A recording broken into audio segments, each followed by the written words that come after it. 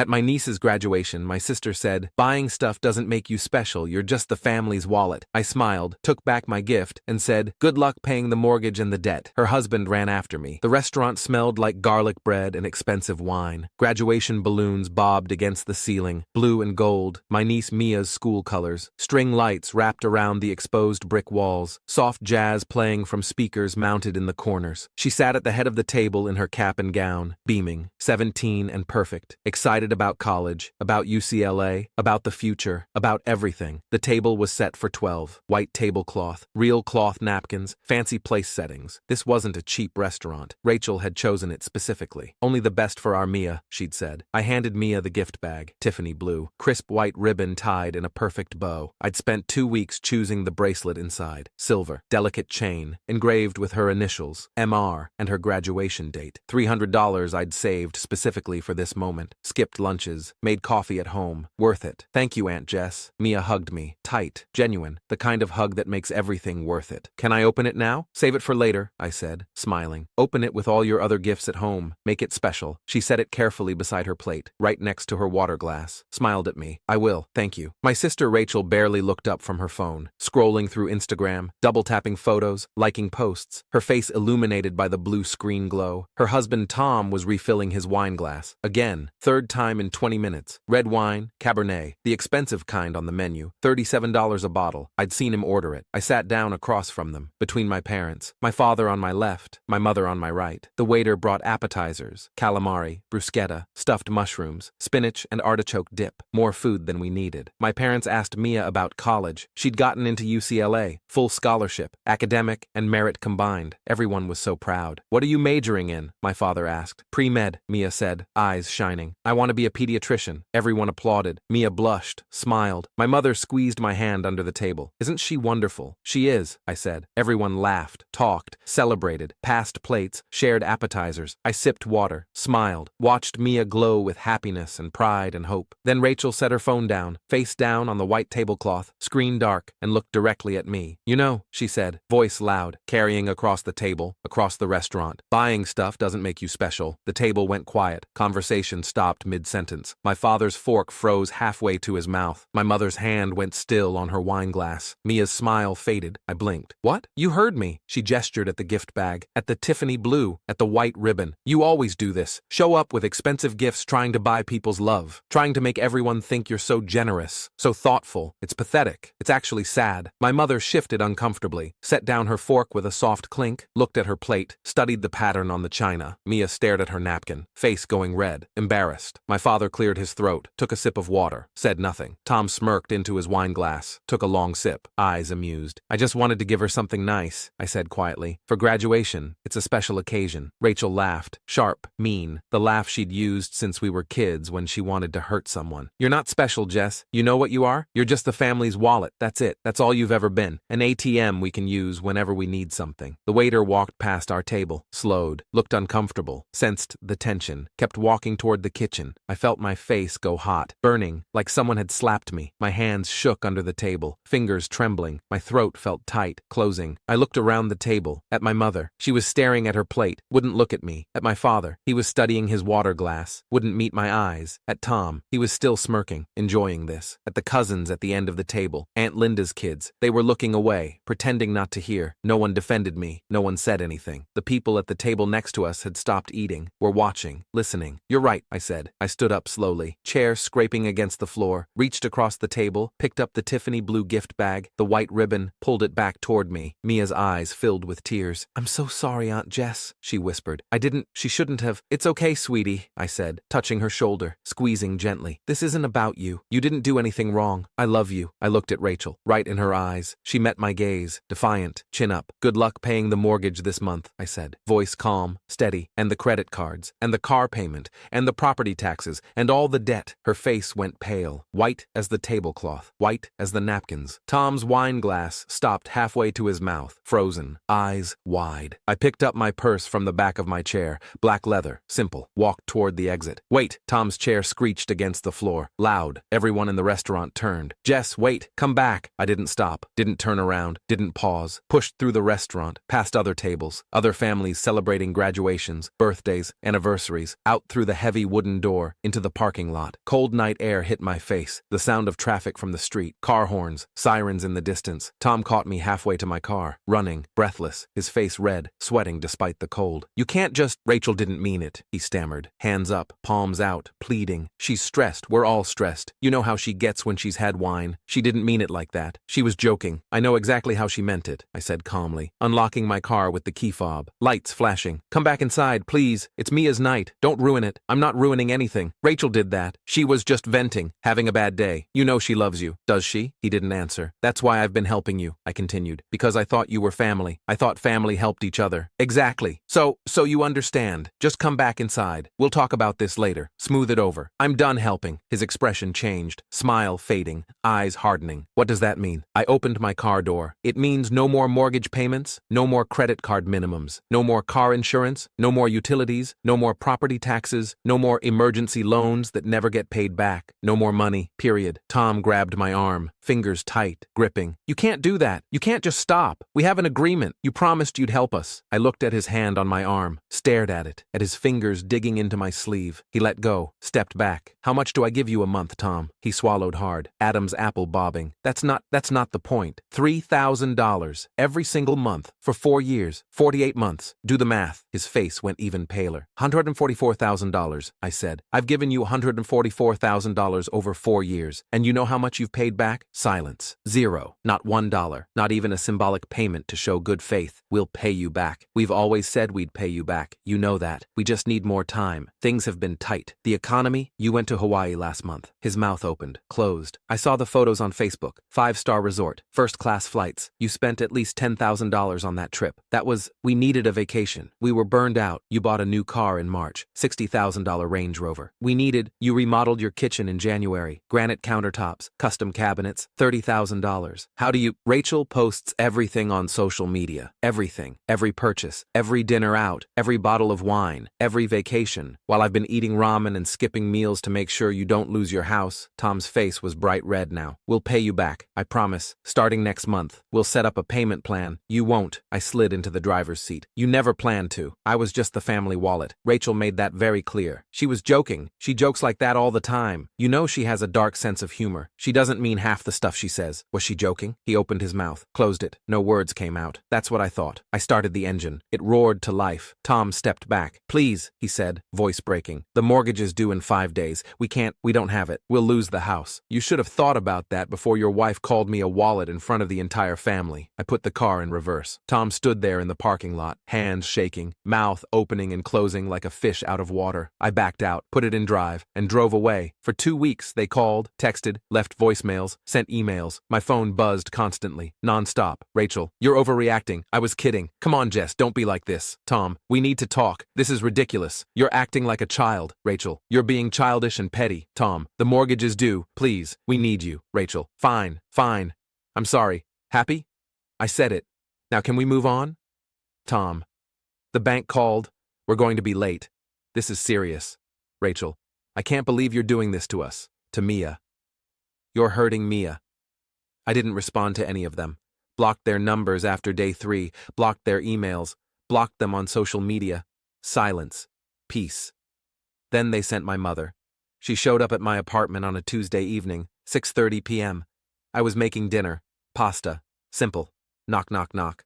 I looked through the peephole, saw her standing there, purse over her shoulder, expression stern. I opened the door. "You're being cruel," she said. No greeting, no hello, arms crossed. Rachel apologized. No, she didn't. Well, she feels bad about what she said. Good, she should. They need you, Jess. They're really struggling. The bank is threatening foreclosure. They might lose the house. "They need my wallet," I corrected. "Not me. There's a difference." My mother's face tightened, lips pressed together. "Your family. Family helps family. That's what we do. That's what the Hollis family has always done." "I've been helping for 4 years, Mom. 4 years. What have they done for me? Name one thing." She opened her mouth, closed it, thought. "They invited you to holidays, so they could ask for money. They include you in family events, where Rachel insults me and everyone stays silent." She had no answer. "That's what I thought. You're being selfish. This isn't who you are. This is exactly who I am. I'm done being used. They're going to lose everything. They spent $10,000 on a Hawaii vacation while owing me $144,000. They bought a $60,000 car. They remodeled their kitchen. They're not victims, Mom. They're users. My mother's eyes hardened. If you don't help them, you're out of this family. Do you understand? Out. Good, I said. Then I won't have to be the wallet anymore. I closed the door. She stood there for a moment. I could see her shadow under the door, hear her breathing. Then she left, footsteps fading down the hallway. I locked the door, both locks, chain, too, went back to my pasta. The next day, I went to work. Graphic designer at a small firm, paid my own bills, all of them, every single one. Rent, utilities, car payment, insurance, internet, phone, groceries, gas. For the first time in 4 years, I had money left over, real money, in savings, building. I bought new clothes, nothing fancy, just things that fit, things that weren't worn out, went to a nice restaurant, by myself, ordered whatever I wanted, dessert too, slept better than I had in years. No anxiety, no stress, no phone calls at midnight about emergencies, peace. Then, 4 weeks later, I got an invitation in the mail, thick cardstock, pink envelope, Mia's handwriting on the front. I opened it. You're invited to Mia's 18th birthday party, date, time, address, Rachel and Tom's house. Please come, written at the bottom in Mia's handwriting. I miss you. I stared at it for a long time, almost threw it away, but I wanted to see Mia, to give her the bracelet, the real gift. This wasn't her fault. She didn't deserve to be caught in the middle of this. She was a good kid, a great kid. I RSVP'd yes, mailed it back. The party was on a Saturday night, 7 p.m. I arrived exactly on time. The driveway was packed, cars lining both sides of the street. The house was full when I walked in, 40, maybe 50 people. Cousins, aunts, uncles, neighbors, Mia's friends from school and church and volleyball. Balloons everywhere. Pink and silver, mylar and latex, hanging from the ceiling, tied to chairs. A DJ in the corner playing top 40. Loud bass, kids dancing in the living room.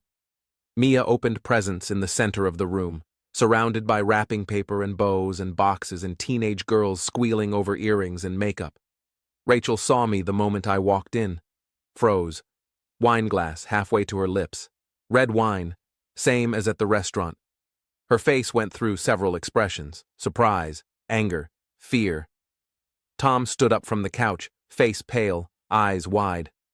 Jess, I didn't think you'd actually come. I'm here for Mia, I said, voice level. Not for you. I walked past them, into the living room, through the crowd of teenagers. Mia's face lit up when she saw me.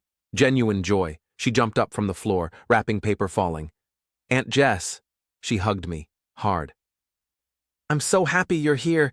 I didn't think you'd come. I wouldn't miss your 18th birthday, I said.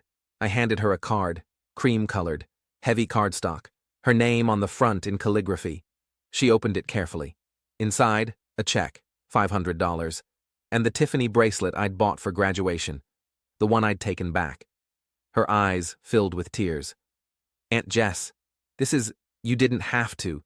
You deserve it, I said.